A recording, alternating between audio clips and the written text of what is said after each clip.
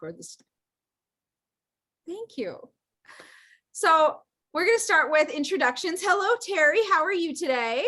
I'm doing fantastic. Awesome. And Terry, I believe, based on your fabulous hair, that you are hairstylist extraordinaire in the Twin Cities, correct? I am. Yes, it is yes. Wonderful. Every time I see her, she's always perfectly put together, and I'm just like, oh, life goals. I still come to set up events, and I'm like, sweatpants, right? That's what we're doing, sweatpants. So it's fair. I'm coming straight from work. Oh, okay. So. Makes sense then, definitely. And I am Lily McNamara with Lily of the Light. I'm a holistic practitioner in the Twin Cities. And today we're going to be talking about what attracts us to people at events and what kind of services we like at events and stuff like that. So I want to jump right off and say, what kind of events around the Twin Cities do you go to? I will go to like Maria's Yep. events.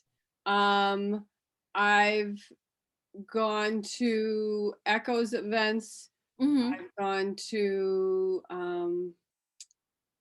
I'm drawing a blank. I'm totally drawing a blank. Anything that spiritually feeds me, that interests me, that has different modalities, whether it's psychic, it's healing, it's expanding my horizons, I will attend. Definitely. You know? And I mean, the Twin Cities is aplenty with them. It is lovingly known as Paganistan. In the Twin Cities, there is a huge spiritual and pagan community, and it's absolutely beautiful. And one of the things is, like, I think we're a little bit spoiled because of the events that we have. And people say, like, oh, what events are there? I'm like, there's one almost every weekend, if big or small, anything like that. And also like metaphysical stores. We have like 5 big ones in the Twin Cities. And I've talked to people like, no, I drive 2 hours to get incense. And I'm like, wow, it's 3 or 20 minutes from my house. Okay. Right. I'm like, hashtag blessed. Wow. Yes, you are. Yes, we are. It is fabulous. And I think you touched on something really important about these spiritual events. One size doesn't fit all. Diversity is amazing. Like you had mentioned different modalities and services like psychic, medium, and that going to events that have diversity is important to you. That's just one thing. Yes. Yes. And my teacher was Susie Black. I do or Hawkwind. And so I do meditation. I do some of those services. So I always like to see. I don't know it all. Absolutely. I love when you talk. I'm like, she always got like something really cool to teach me. Yes. And that is something that I have learned through talking to people, that I think most of my life is normal, because to me it has been. I was psychic and intuitive and medium since I was born. It was commonplace. And then I talk to people and I'm like, oh yeah, well, I was a circus freak in a past life. And they're like, what? How do you find that out? What's going on with that? Like, oh yeah, that's right. It's not every commonplace norm to just know these things. Because again, they're common to me. And I am absolutely the type of person that I assume everyone knows what I know. Not because I think I'm up here, but I'm like, no, it's like common knowledge. It's right. It's how you live. Yeah. And so I am reminded by people, they're like, yeah, not everyone's like all that. And I'm like, all right, I will explain myself now. So what is like your go-to service at an event that if you see a service, a practitioner there, what's one that you're like, oh yeah, I want that one? Usually it would be energy work or body work, whether it's like what you've done or even the ear seeds to balance everything out physically, that mind, body, soul. Yes. And you're in it. So I don't know. I walk around and you guys give out different vibes, different feels. So you go in there and you're like, does this feel like what I need? Yeah. It also helps if there's a descriptor. Yes. How it's described, if it's described as something that I feel like I need to Mhm. balance myself, Yeah, I will go for it. definitely. And as you said, that mind, body, spirit balance is really important. And you can achieve that through different services. Like you said, it can be with Reiki or body work. That's like Thai reflexology or even like chair massage. And it can also be done with ear seeds. And I know we've both had ear seeds from Rebecca Yes. at events, and she is fabulous. Encyclopedic knowledge. I'll boost her any day. She helps me with my ears at all the events that she's at. I love it. And like the wording, that's one of my pet peeves. I will be totally honest. That is one of my pet peeves when you go and there's services and no one says what they do. They have their table and you're like, okay, I don't know your name. I have been at so many events where people pull me aside because I'm the loud one that everyone's like, you got to know everybody. And I do. And they go, who's Nikki? And I'm like, the one in the corner with the blonde hair. There you go. And Yeah. because they don't know who they are. And I always think that's really difficult when there's like a sign up table and then everyone's just like, which one are you supposed to go see? And if you don't already know them, there's no way to find them. And then you have the sign up sheets. And even if the sign up sheet is at their table, like you can look at their table and if it's covered in crystals, it's crystal reading. Covered in tarot cards, it's tarot reading. Right. But if you don't know, it's like, well, what do you do? Right. And some people, it's their first time there. Yep. And again, a good point, Terry, the assumption that we all know the same stuff and that it is some people's first time there, and how are they supposed to navigate it, even when it's so commonplace to us to know who everyone is at certain events that we go to a lot. And so I always, with my sign up sheets, have a little blurb on the top of like, this is what I'm doing here. And I also describe my table to people. So if I'm teaching a class, I will tell people my massage table is in the corner for Reiki healings. It's with the rainbow quilt. And the rainbow quilt my mom made so that the colors of the rainbow and the chakras match up to you. And I am very fond of it. So I brag about that, my awesome mother. But it's because how are they supposed to know unless you tell them? Right. Exactly. It's one of those things where that information that we sometimes just forget to put in. So is there any like services that you avoid at? I wouldn't say there's anything that I would outwardly avoid as much as if there's a practitioner that I feel like as a practitioner, whether it's me doing light body or flow or me doing hair, my job is to, just like you as a practitioner, is to empower. So I feel like if a person is there like yourself, you're always very clear that you are the vehicle. You're not the healer. No. That you are there to help. And so I feel like when it's clear that the person is there to help you connect to your soul and open up to whatever level of healing or is supposed to take place, it happens, and it's an empowering thing. If I don't feel like it's set up for a person to be empowered to step into their own instead of the practitioner saying, I'm the one that's doing it. That would be the one like red flag, or I'm not doing that. Oh yeah. And it's like, I always look the same at every event. There's a hat, there's usually bright red lips because then I don't eat and get stressed because I can't mess up the face. But it's telling people, I jokingly tell people I'm a Swiss Army psychic. I am your tool. I am not the high king shit. I am not God. I am helping you with my gifts for you to do something. It's my job to shine the light on the path and go that way. Just nudge you. And I am a tool to be used respectfully to do that. I have have a very hard time with healers who are like, I am what heals you. I'm like, Yep. like penicillin? Like, Right? what exactly are you healing? What miracle are you providing? Because I don't think you're that awesome. I think my clients get out of it what they put in.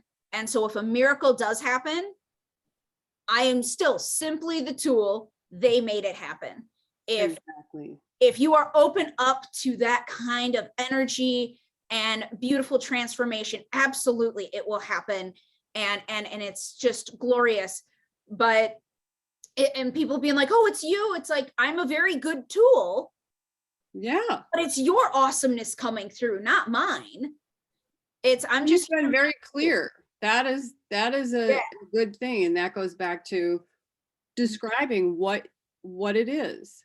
Yep. It attracts people because they're feeling empowered and they go, okay, I know I can step into my healing. This person is holding the space for me. Yep. Whatever that is. And I feel safe. Yep. It's about holding space so that you can do it instead of being like there are times where I'm like, this is what you need to do to achieve this goal. Right. Now it's your free will to go and do it, but I will never force you to do it, but I will tell you how to do something. Be like, yeah, this is how you do it. So yeah, and you're right. That is a big one that I avoid. Another one that I avoid is, so I get that I am a little bit different and probably kind of lucky in the fact that I am a psychic medium who has been trained for over 20 years. So I can look around and tell who I want to go to and see their energy and yep, nope, yep, nope, meh, meh, and do it that way.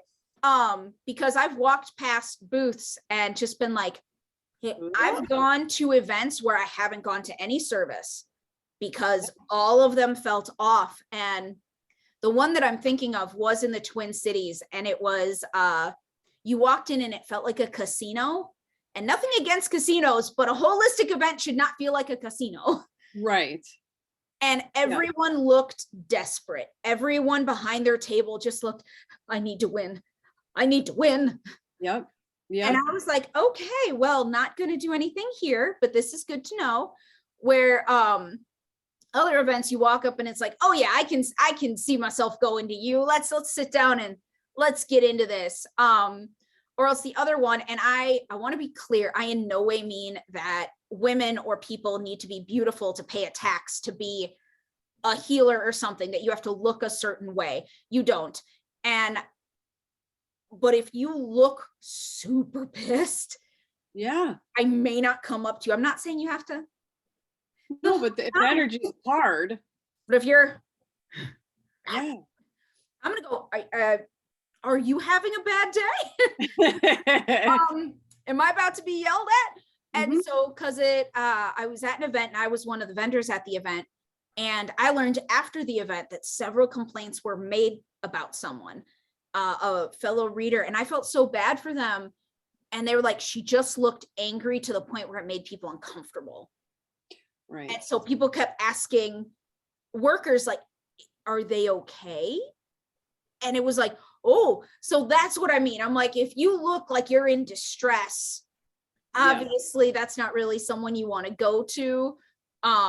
So that's kind of what I mean by it. And one that I noticed at an event once is people who are like sitting on their tools. Like if I was sitting on my massage table dicking around on my phone, like not paying attention to anything, I like didn't notice it, but one of my colleagues did at an event, and they're like, that's why they complained that they didn't have any clients that day. And they're like, they weren't sitting in the chair next to it. They were straddling the massage table, going through like note cards or something like on their laptop. And I was like, I wouldn't want to bother them.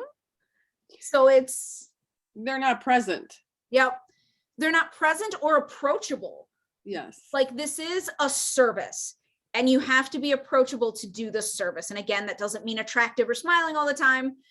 You know, please, no one in the comments like bite me, but it is about having an energy that is welcoming, that walks up and says, you can do this. And for people who come see me at events, a lot of them have said, even at the last one that I did in December, it's not February yet. Whew. In December, I said, I came up because I figured you would understand. I was like, okay. Yeah. What's up? And she's like, it's a really sensitive topic. And I'm like, all right, it's a really weird topic. All right, now we're in my wheelhouse. Weird. Let's go. And it was about like the kink community in the Twin Cities. And they were having a problem and misunderstandings and everything like that. And I was like, oh, okay, I have several friends in this community. And so I was like, all right, we can work on this energy and figure out what's going on with you and stuff. And she was like, thank you. And I'm like, so you came to me because I looked like a freak? And she was like, yeah, a little bit. And I'm like, all right. But it was, I looked approachable and like, I wouldn't judge what she considered to be a totally offensive and inappropriate topic. And FYI, there are none, unless you are saying that you are abusing a child. Right. There's no, don't hurt your animals. There's no bad topic. You can say some of the weirdest stuff, and our job is not to go, monster. Our job is to go, how did this happen? Where did this come from? And some people do come with really difficult things, like they're cheating on their wife. And it's like, okay, I am not saying that is an acceptable thing to do, but I'm saying that you're here to get help. Let's break this down. Why is this happening? What do you need to change? Like, there's no shame in asking for help. And I wish that a lot more people knew that, because so many people come in scared. Like, have you ever been like nervous about something to talk about with a healer? I think so. Well, you know what it is? It's more like not nervous about the subject as much as I want the healing to happen how it's going to organically happen. Yes. Yeah. How much do you give a person a broad overview? But as you know, you might have an expectation of, I want to talk about this, and this is the healing that I want to happen. And the universe has a sense of humor and says, oh, you think it's all about this. Well, guess what? Actually, we're going to heal this. So it's more like, how much do you tell somebody? And how do you get in? Sometimes do I get in the way of my own healing? Yeah, the self-sabotage is really common. And the interesting thing about that is that there is no easy answer, because a lot of healers and readers and psychics will say, give us as little information as possible. And it's like, okay, that is a great general rule. And a lot of people do that. And when they do it, they completely shut down their energy. I'm not going to tell you anything. And then it's like, well, I can't read anything with you cock blocking this. Right. Can you give me something? I'm just want a little bit. And so if you're doing it that way, you're not going to get an accurate reading. You're not going to be happy with it, anything like that. And then it's also, the reason it's complicated is because in my experience, a lot of people need to be heard and validated and just need space to be held for them to speak their story. And so they go into this in a 15-minute session, which is how long they are like at events normally. They take 10 minutes to tell me their story. And it's like, okay. And you got time for like one or two quick questions after that. But sometimes those are the happiest clients. They finally had someone and listen uninterrupted and validate. Of course you would feel bad about that. I'm so glad that you were able to express that. How would you like to move forward?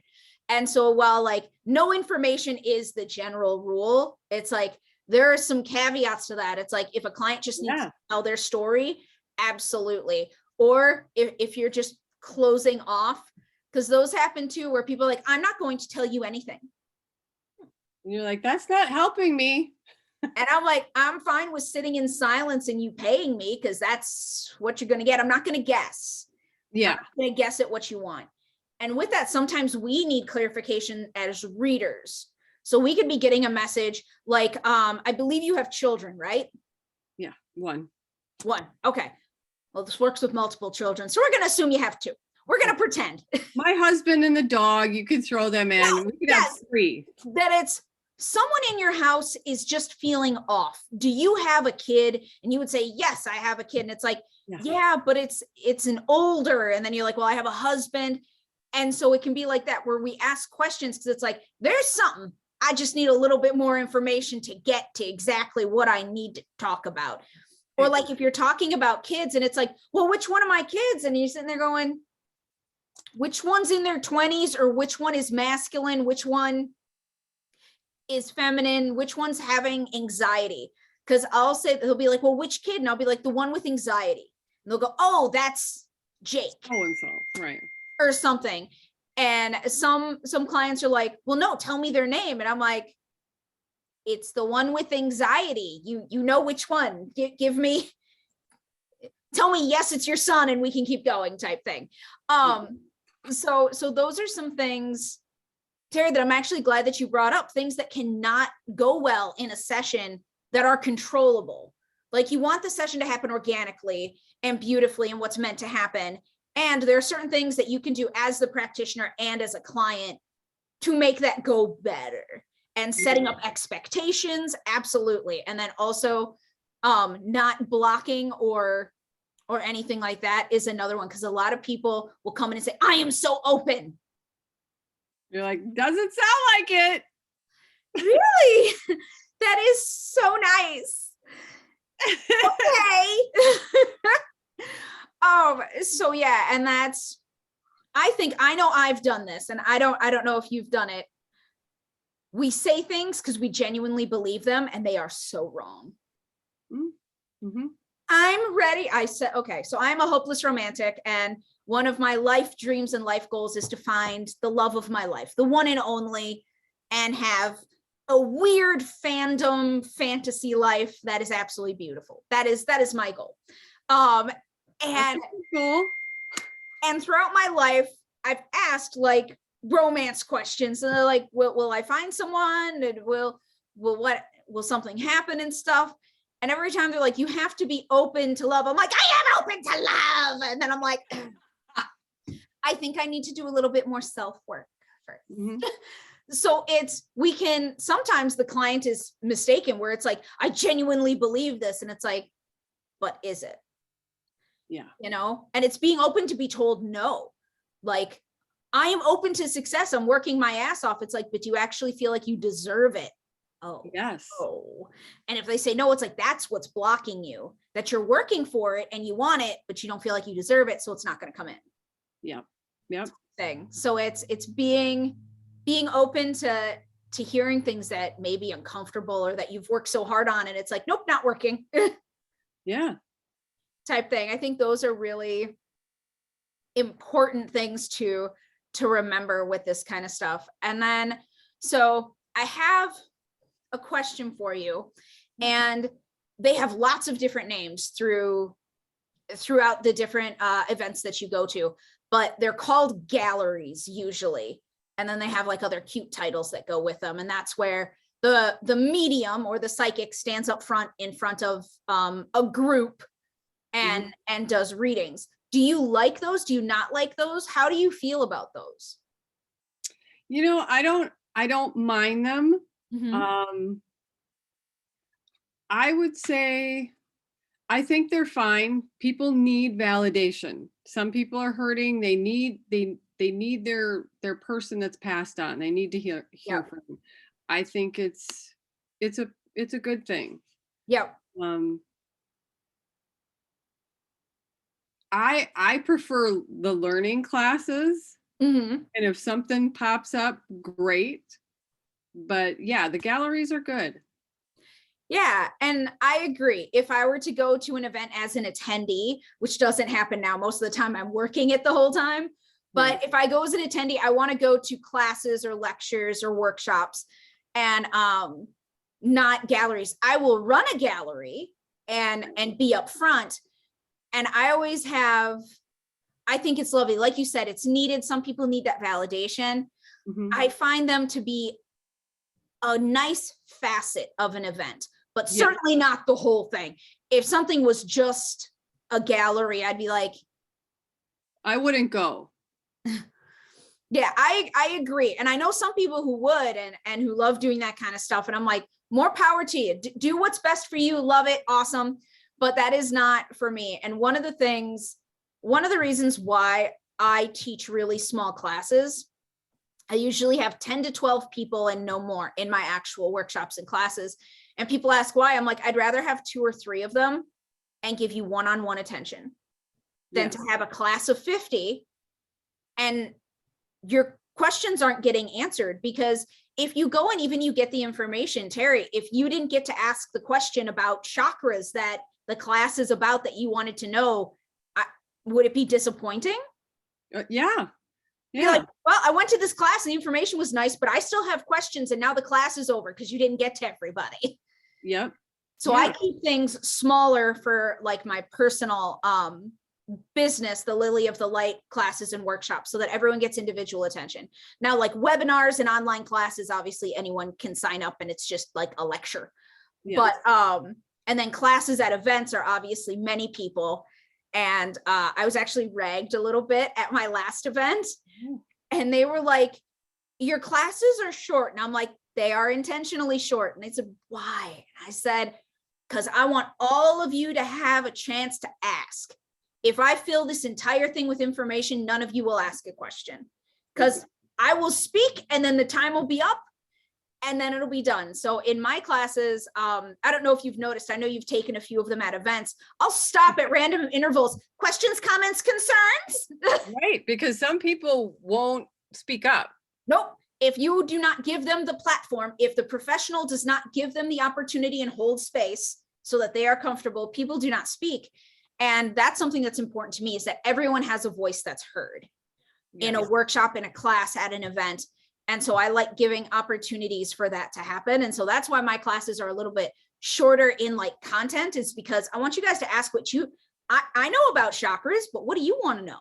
Like, it doesn't matter what I want to know. I already know it. What do you want to know? What do you want to know about past lives? Because some people have a lot of questions and it's like, you need the opportunity to answer. And so like, as much as I like doing galleries, I always feel bad because it's a room full of people. And depending upon how long the gallery is, 10, 20 people get messages out of 50 or 100. And it's like, oh, it makes me feel sad. So you went, it's like, it's awesome that the people are getting messages and beautiful, but I'm always like, I wish we could have done everybody, that everyone could have gotten a turn. Right. Well, the expectation sometimes is too high as well. Maybe your person isn't around. Yep. I've had people, yeah, they didn't make it this trip. That's okay. Or you weren't open for it this time, or you didn't want to know, like you weren't open to hearing what they had to say. I've had people stop me on the way out of galleries and be like, I really wish that Uncle Fred would have come through. Okay. I'm so sorry that he didn't. If you want to schedule a personal session, we can try, but I'm sorry that he didn't come through up there. So I think that, that's a bummer for me, is that I can't help everybody. And I really wish I could. I think that would be a good life goal. Just help everybody. Right.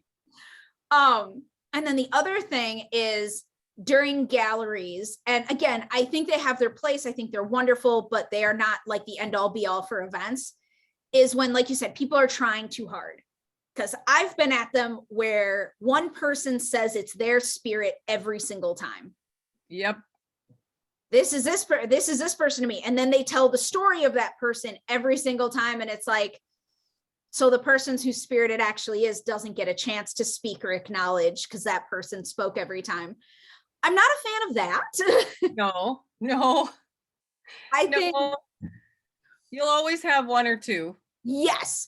And that's, you're right, Terry, being realistic with galleries, being realistic with going to these events, that if you're getting a 15-minute reading, heaven is not going to open up and a miracle is going to happen.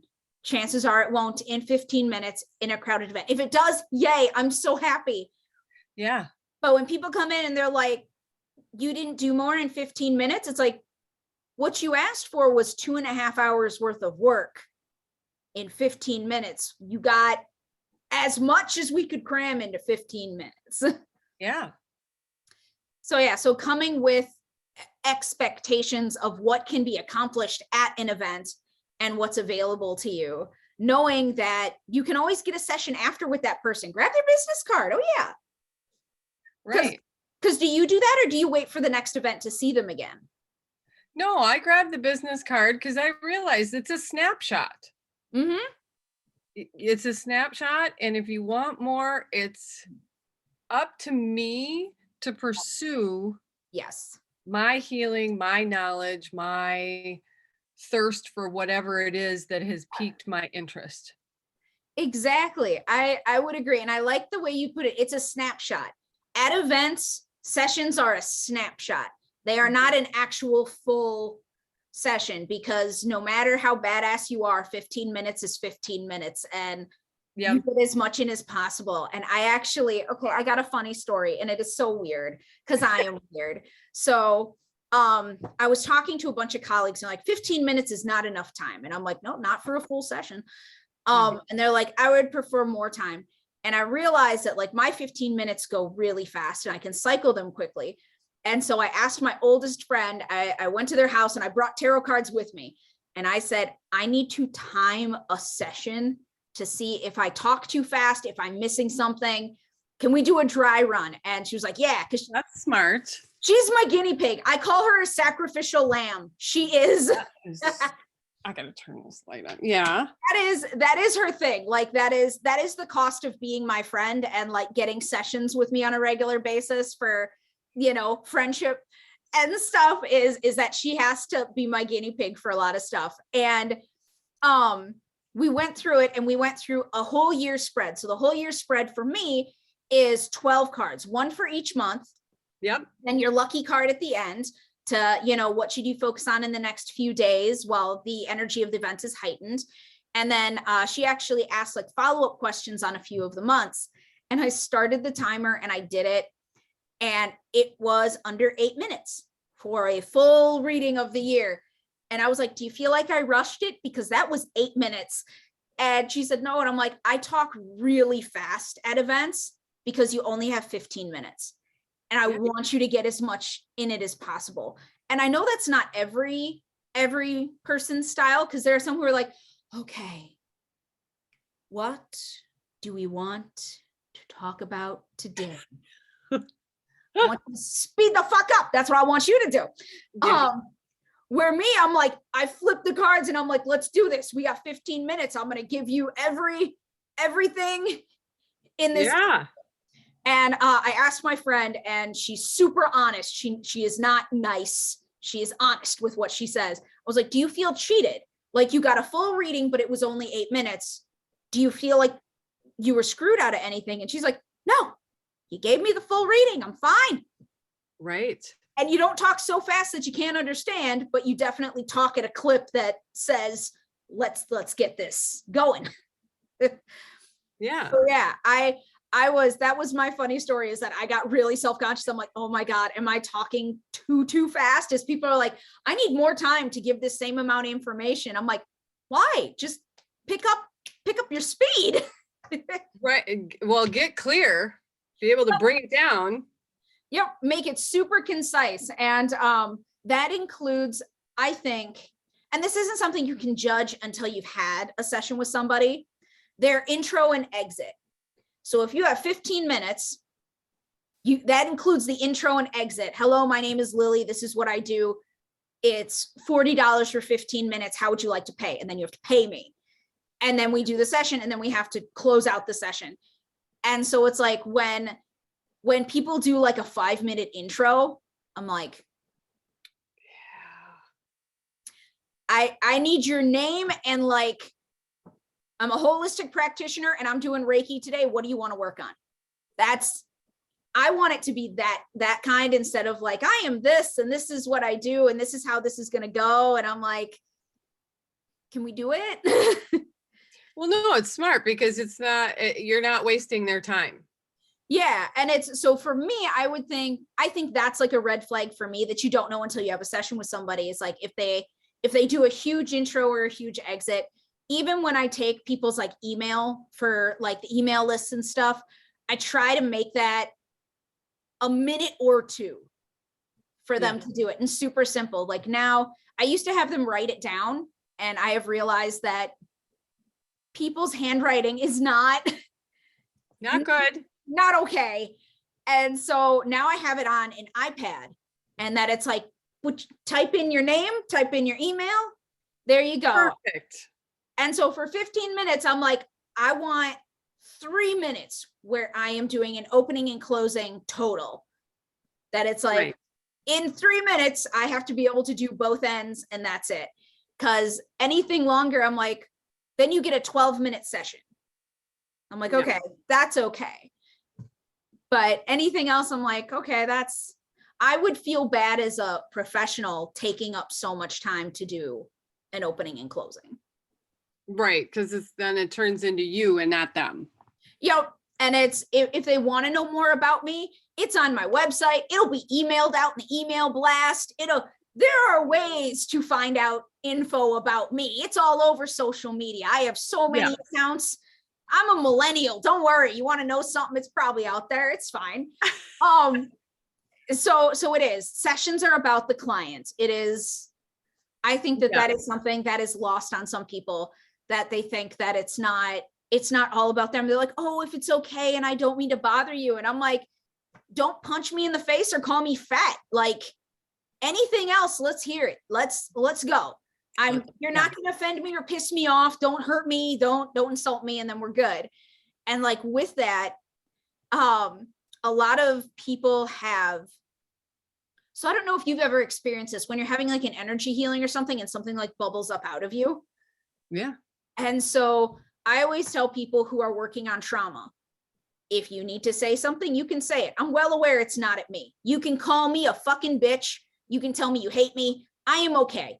You are not going to hurt me. Don't physically attack me, and stay away from my weight. And that's if you end up calling me like fat, I'm going to be like, okay, you crossed a line.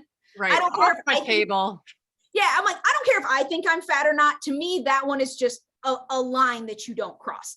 But yeah, because that can happen. And some people are like, well, I don't want to offend you, or I don't want to say something mean. And I'm like, and that's the problem. You're holding back in your throat chakra so much because you were never allowed to say these things. I know you're not saying it to me. We're just pulling it out of your body. Let it go. It is. Right. Some people say the weirdest, most messed up, awful things. And I'm like, good. Do you feel better? It's out. And they're like, yeah, you're not mad. No. It wasn't about me. Exactly. That had nothing to do with me. I am just the tool. I'm not going to insult the Swiss Army knife either. Right. It just happened. So yeah, that's kind of my feelings on that people shouldn't be afraid of what they say in a session or how they behave, as long as they're being decent and like respectful of like me and the people around them. Right. I'm good. Like, whatever comes up. And if it comes up and you're like not okay with it, that's okay too. Right.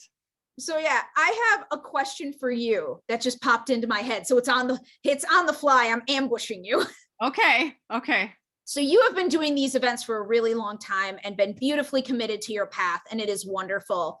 So as an experienced event goer and spiritual path follower and beautifully intuitive, what would be your suggestion or recommendation to people who are just starting to go to events or just starting to like dabble in this kind of stuff? My advice would be never to give away your power. Mm-hmm. Listen to your gut. Yeah. You go in there with the intent of, if you're going to go to a healer, be prepared to, really honestly, go to heal. Yes. Because the healer is only as good as what the person is that gets up on the table. You cannot do your job if they, expect you to heal 25 years of trauma in 15 minutes, but they're not opening.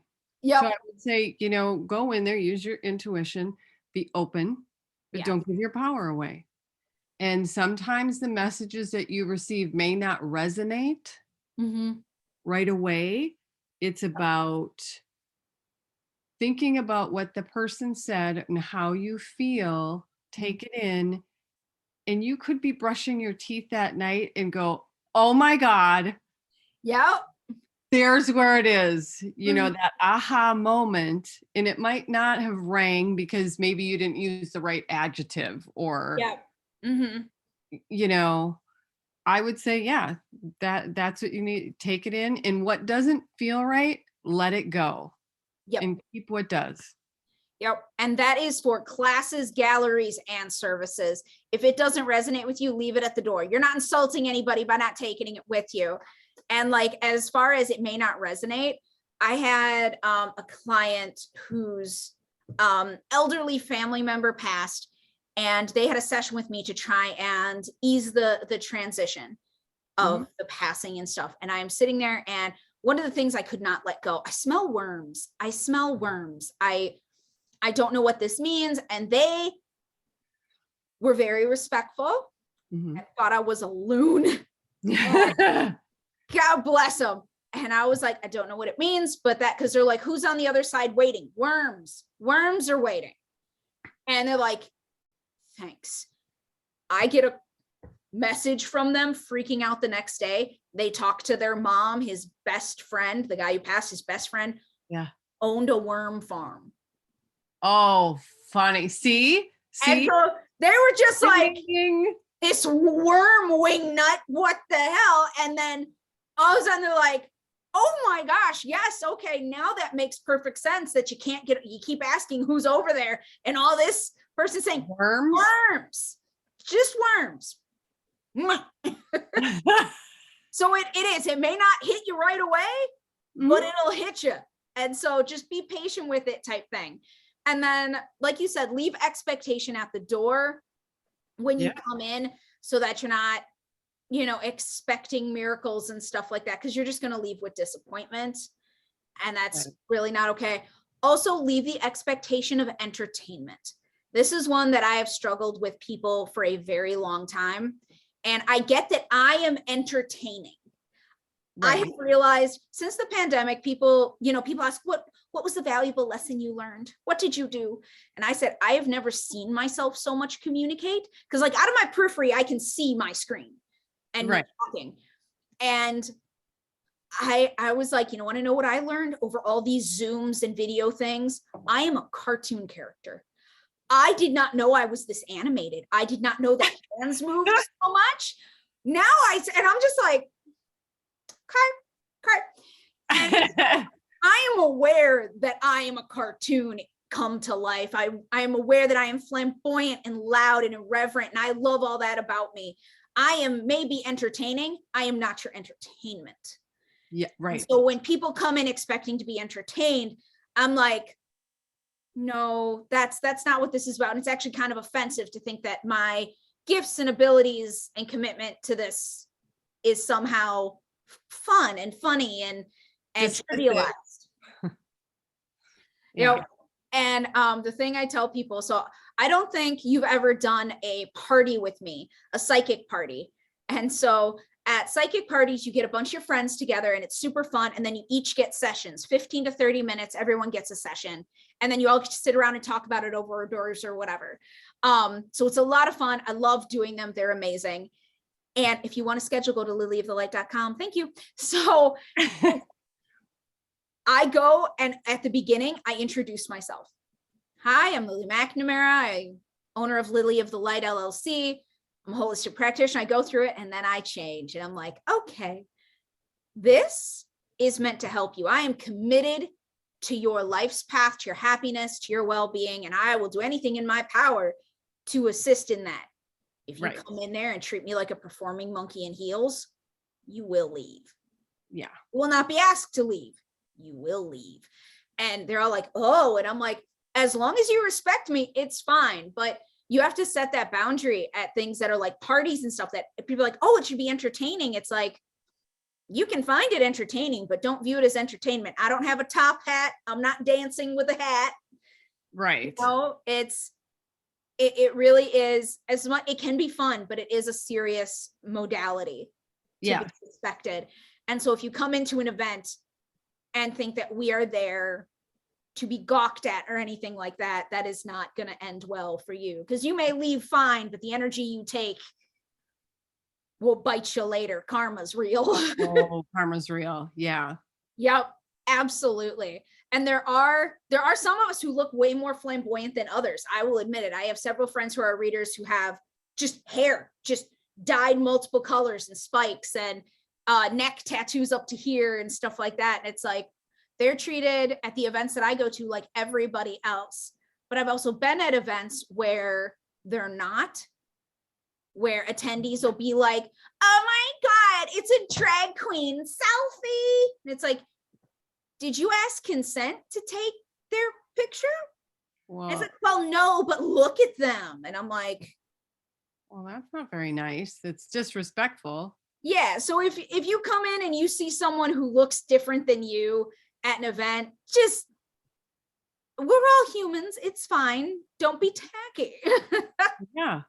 So that's just something for people to be aware of, that not everyone will look like them at these events, because these events, like we discussed, are beautifully diverse, amazingly so.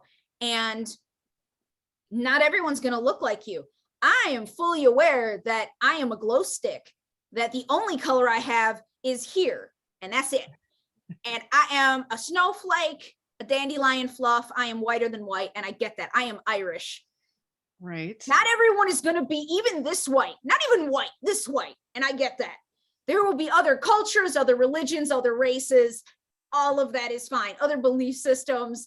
And so if walking in and be like, everyone should look like me, I'm like, that'd be a very boring event, in my opinion. That one would not resonate. I'd be like, what can I learn from someone who's exactly like me? Nothing. Nothing. I want to learn the diversity. I believe it, adds things to your life that just make it more interesting and more fabulous. A weird example of that is recently I had a client who was having a really hard time, and they're very spiritual, but they're not like pagan. They don't have any ritual work in their lives. And someone had cursed them. And curses can mean a lot of different things, but someone had cursed them. And they're like, I've tried healing stones, I've tried affirmations, I've tried all these spiritual light and love things. And I said, that's lovely. The origin is not that way, so you can't break it that way. I'll break it for you later. And it's like, I'll do the ritual. I know how to do the ritual. I'll do the thing for it.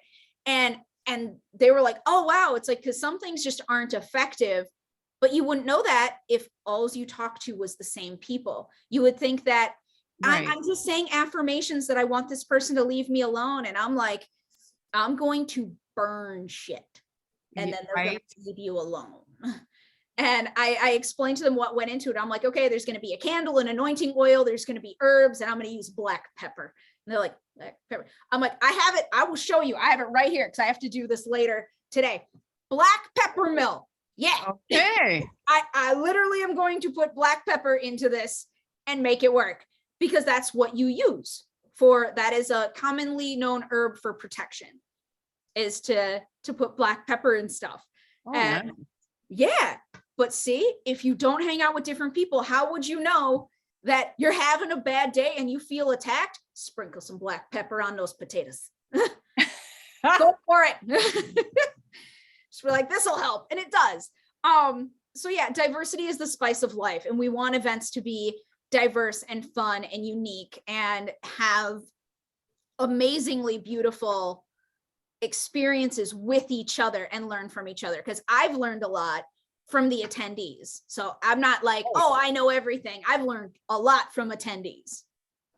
Oh, totally. Yeah. I have, just attending. Yep. And so it's amazing to see the different people and different experiences. And some of the experiences are so amazing that I'll never forget them. Like doing at the galleries that I've done, and I think you've been in the audience a few times. There is one person who is there that always attracts animal spirits, and so they are surrounded by animals. And it has gotten to the point that every time I do it and I see them in the audience, I can't look at them. The last time a giraffe came in, And I was like, stare at the ceiling, just don't look around them. Don't look at them. Because if I look at them, I will see all the animals and just get so distracted. So I told them, I'm like, I'm not being rude, but I will never make eye contact with you in a room again because it is just, and it's not bad. I love it. But then I'll want to do something with it. And I'm like, okay, I can't just make this all about the zoo. The animals. Yeah. I'm like, I have to concentrate type thing. And I never would have experienced that if I didn't go to an event and learn that was, because I'd never seen that before. That animals just flock to somebody, spirits who have passed of animals. And I'm sitting there going, wow, that's powerful. That's beautiful. And that was an attendee. That wasn't anyone up front. So everyone has power. Everyone has unique abilities. And if you think, oh, I'm not as good as someone else, like you could be the Dr. Dolittle. You don't know. Right. It could be fabulous. Go to these and see how people, react and respond to you. It can be fascinating. I think so. So yeah, what is your most unique experience with this? Like with events, what is the thing that stands out?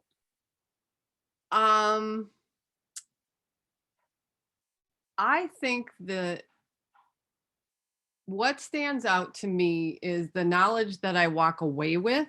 Like you said, the different modalities, but even the classes, even when you did the Halloween class, and you were taught the origin of Halloween. Yes. I mean, those things to me stand out. I think let me think, here's something. I don't know if you remember, but this was it was probably 2 fairs ago. Okay. At Maria's, and it was at the end and everything got backed up and I was signed up for you and then you were like, oh, there's something going on. And I said, no, that's okay. I've got a headache. And I was just like, when you're around a bunch of intuitive and psychic and healer people, it's almost like you tune in, everybody's vibration gets even higher and you start getting higher. Yep. And so being the great empath, which I think is not a good thing at times, I ended up picking up and I was like, oh my God, I have got a headache and I feel so nauseated. Mm-hmm. And it's been a long time since I've ever had that happen to me. Yep. That was very interesting to me, that I was like, wow, I have to remember that when I'm around all of this, mm-hmm. my volume gets turned up tenfold. Yep. So any of my skills or, abilities are heightened. And I forget that. And that's why I need to go to you guys when I'm there to bring that back into focus, because you do get swamped out if you don't pay attention. Yes, it's about absolutely. Those things and about the classes that I would have never gone, oh, I didn't think about that. Absolutely. And I'm actually happy that you brought up the class. So I taught the Halloween and protection class around Halloween, also known as Samhain. And I was actually super nervous to teach it there because the attendees at that fair are very spiritual and not pagan. And I didn't know how anyone would take a conversation to talk about the actual origins of stuff. Right. Not new age, not spiritual. They are legit pagan and druid and heathen and all this stuff. And everyone took it really well. And I was like, oh, good. I was a little nervous about that one because I think it's important to learn the origins of things. To know, to respect them. And are we actually using it in the way that it's meant to, so that we're not culturally appropriating and we're not being offensive without knowing we're being offensive, you know? And to just respect everyone and their beliefs and stuff. So I was very happy with that workshop and how it went. And then what you had said about headaches and stuff, it's actually called a psychic headache, and they are intense. And they do happen at events, because you're right. When we gather, where one or more gather, the energy and the vibration naturally raises. And if you're not ready and aware and able to like moderate that inside yourself, it can become overwhelming, uncomfortable. You could cry, have a panic attack. All these things have happened at events where people are like, I just can't, I don't know why I can't handle it. It's like, it's okay. It's just, it's a lot. It's a lot to handle. The positive side of that is that you get so much more done. So in those 15-minute sessions, you can do more because the energy is so heightened. So I think that is lovely, but it is something that you have to pay attention to, because people will get, the energy gets you. It can get you riled up or headache or nauseous. It can do a lot because energy is powerful. And at those events, you're right, it's amplified tenfold. Oh, right. And in that particular, there was somebody in there that shouldn't have been in there. And I didn't, this was on me. I didn't put my little bubble, which in that class, one of your classes, I was like, oh, I get it. It's from the inside out, not the outside trapping it all in. I was like, oh, cool. Rookie move. Well, and it's, there are many different schools of thought, and we of course honor them all, but some of them I very much disagree with, like the one where it's like, just put up a wall. And I'm like, no, because then anything inside the wall is trapped too. I want it to be inside my pure heart and shoot it out. So now you are in a bubble of self-love and protection, as opposed to like hugging. And it's not even something that's like hanging out here. What if you had a cord here or an attachment or an entity around you? Do you really want to give those a hug?